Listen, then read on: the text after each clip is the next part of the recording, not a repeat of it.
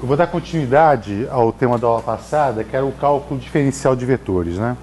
Então você lembra, a gente começou a falar sobre a derivada direcional de um campo escalar.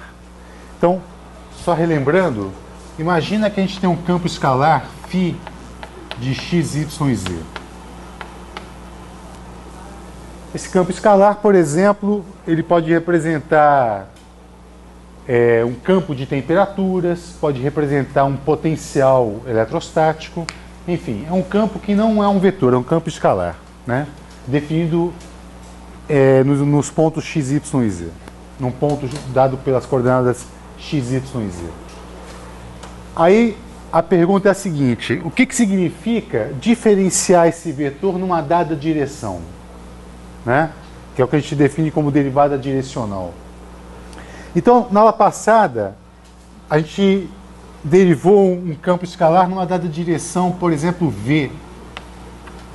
Um V que é um V também de x, y, z. A gente usou a definição de derivada, lembra disso? Então a gente fez o seguinte: a derivada de φ indo a zero, por exemplo, né, de φ num ponto R mais um incremento HV menos o φ de R dividido pelo parâmetro H.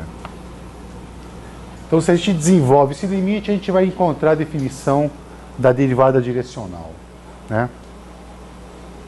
Tá, vamos reproduzir esse cálculo então, vamos ver como é que fica isso. Então a gente tem a seguinte: dφ dv igual ao limite de H tendendo a zero.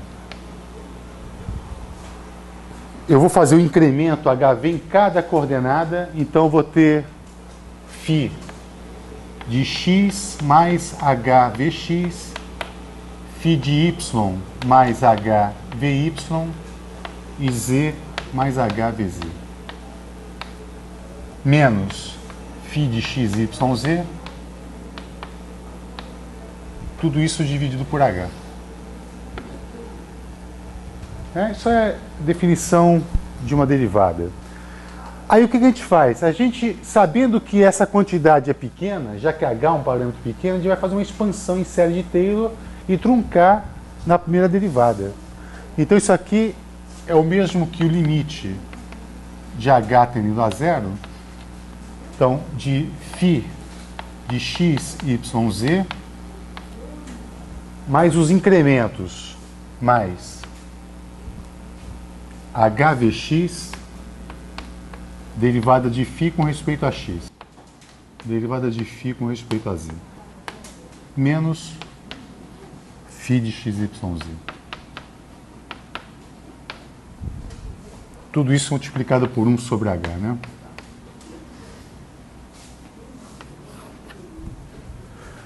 Lembra, na aula passada eu fiz isso para duas dimensões, né?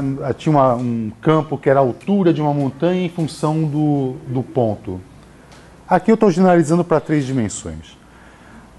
Aí você cancela esse termo com esse, aí você fatora H e cancela com esse H e você obtém a seguinte quantidade. Isso aqui é igual a Vx, derivada parcial de φ com respeito a x, mais Vy, derivada parcial de φ com respeito a y, mais Vz, derivada parcial de φ com respeito a z. Não é? A gente reconheceu isso como sendo um produto escalar, né?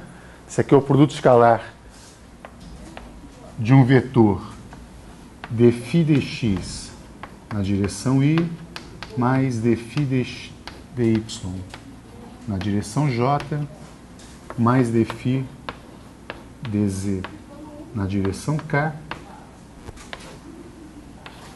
escalar vxi mais vyj vzk. Tá? E aí você tem a derivada direcional do campo φ na direção v, que sinteticamente a gente escreve como sendo o produto escalar do gradiente de φ pela direção dado pelo vetor v. Na verdade, a expressão mais útil não é exatamente essa, mas é o diferencial do campo. Se eu não quiser a derivada do campo, mas só o diferencial, a pergunta é a seguinte: dado um ponto do campo, qual é a variação que esse campo sofre quando eu faço um deslocamento numa dada direção v, um deslocamento infinitesimal?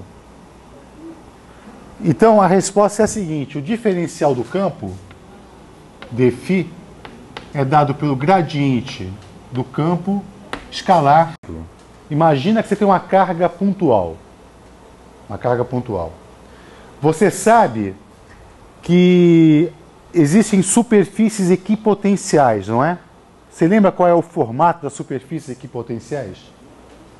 De uma carga pontual? São esferas concêntricas cuja origem é o ponto. Imagina que eu pegue um ponto e te pergunto o seguinte: vem cá, qual é a variação do potencial a partir desse ponto? Bom, aí depende da direção que eu tomo. Existe uma direção em que a variação é máxima, não é? Que é chamada direção do gradiente. A direção onde essa variação vai ser máxima é quando esse vetor for paralelo a esse. Ou seja, é a direção do gradiente. Existe uma direção onde o potencial não muda. Não é? Que direção é essa? Perpendicular ao gradiente ou é a direção da equipotencial? Não tem uma superfície chamada equipotencial? Se eu percorrer essa direção, o campo não varia, o potencial não varia. Que é exatamente quando é a direção perpendicular à direção do gradiente.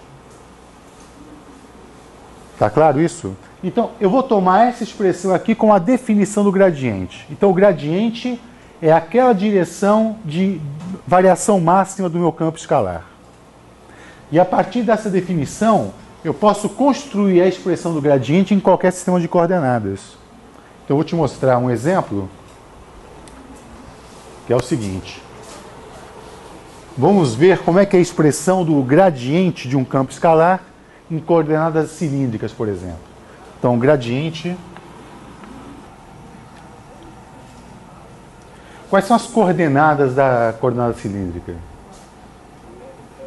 Você tem as coordenadas R, θ e Z. Olha, o livro usa S, φ e Z. Tanto faz, né? Você sabe do que se trata isso, não é verdade? Tá bom. Então, olha só, para nós construirmos a expressão do gradiente em coordenadas cilíndricas, eu tenho que saber escrever o diferencial do campo em coordenadas cilíndricas. E 2, eu tenho que saber escrever um deslocamento infinitesimal em coordenadas cilíndricas. Aí eu construo a expressão do gradiente. Ok. Então, se eu tenho um campo que é descrito em termos das coordenadas R, θ e Z, como é que eu escrevo o diferencial desse campo? São as derivadas parciais vezes o incremento. Então, por exemplo, isso aqui é um dφ, derivada parcial de φ com respeito a R, dr, mais uma derivada parcial de φ com respeito a θ, dθ, mais uma derivada parcial de φ com respeito a z, dz. Esse é o diferencial do campo. Né? Ok, como é que eu escrevo, então, o deslocamento infinitesimal em coordenadas cilíndricas? Eu tenho que fazer incrementos nas coordenadas, né? Eu diria assim, é um dr na direção R é o versor radial, né? Mais R dθ na direção é θ, mais um dz na direção é z. Esses caras são os versores, né? É R, é θ e é z. São versores do sistema de coordenadas. Bom, e ainda eu vou escrever o gradiente de φ, ele tem componentes, é um vetor, ele tem componentes R, é θ e é Z, não é verdade? Então eu vou escrever assim, componente R na direção é R, mais componente θ na direção é θ, mais componente Z na direção é Z. O que a gente quer descobrir? Quanto valem essas componentes aqui? Não é verdade? Você sabe, por exemplo, fosse coordenadas cartesianas, aqui seriam os versores I, J, K, e aqui seriam as derivadas parciais dφ dx, dφ dy, dφ dz. Nesse caso, você vai comparar aquelas três expressões com a expressão da definição do gradiente. Então, o produto escalar do gradiente com deslocamento infinitesimal tem que dar o diferencial do campo. Com isso, a gente identifica quem é quem. Então, quem é a componente radial?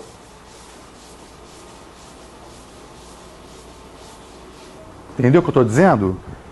Este vetor escalar, este vetor tem que dar esse escalar aqui. Isto escalar isto tem que dar isto. Por comparação, a componente radial do gradiente de φ vai ser quem? A derivada parcial de φ com respeito a R. Então eu tenho aqui gradiente de φ, componente radial, igual a derivada parcial de φ com respeito a R.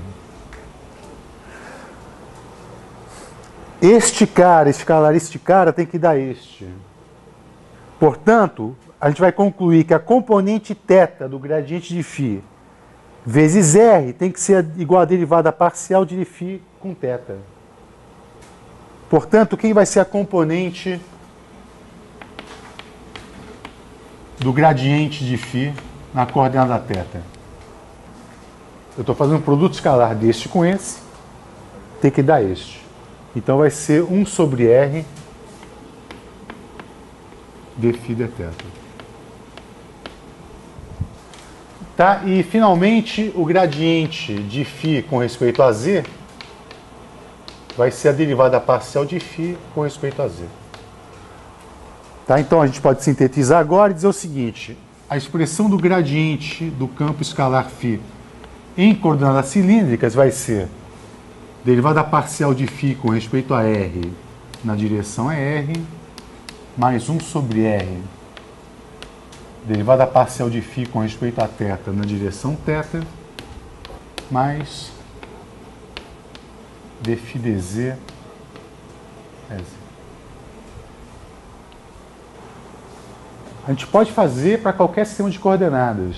Existem algo assim como, eu me lembro de 14 sistemas de coordenadas distintos, né? Além do cartesiano, esférico e cilíndrico, há outros, né? Há outros 11, pelo menos, que eu conheço.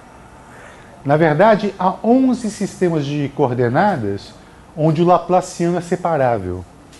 Existe o esférico oblata, o esférico prolata, os elipsoidais e assim por diante. Há vários sistemas de coordenadas. A gente só está operando aqui com 3, né? Mas existem outros.